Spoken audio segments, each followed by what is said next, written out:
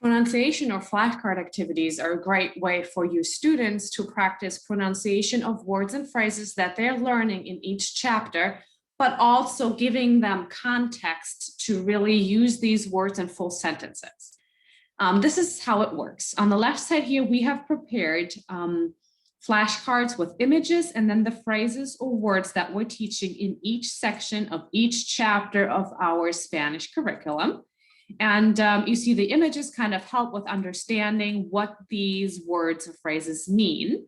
And then on the right side, we have full sentences that artificial intelligence is going to read to the students so that the students can then repeat them and see how they are doing in comparison. It is artificial intelligence. It's not 100% perfect, but it's a great way for students to be practicing pronunciation, to really take ownership of their learning, to make mistakes without judgment, without feeling like others are listening to them, really giving them that kind of extra practice so that they feel confident in the language and maybe come back to the classroom being ready to read out loud or say something. It kind of takes away that embarrassment for them. So let's try one of these and bear with me because I am not a Spanish speaker, so I'm the perfect student example for this. ¿Cómo te llamas? Me llamo Daniela.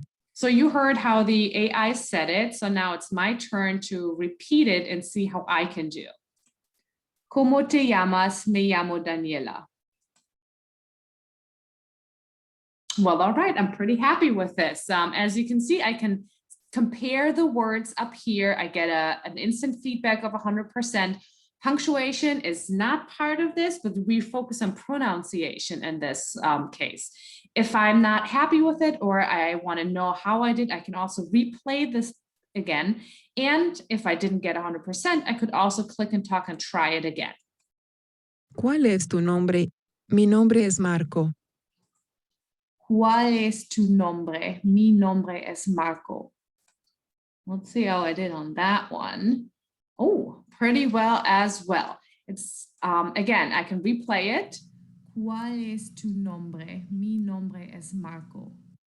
And try over and over until I reach the point where I'm really happy with this. I loved assigning these kind of activities to my students for practice at home or individual practice in the classroom so that they could really be working on this pronunciation without me having to sit there and repeat words for them. And a lot of them, like I mentioned earlier, came back, were super excited, felt kind of confident all of a sudden in their language, and were ready to participate in class.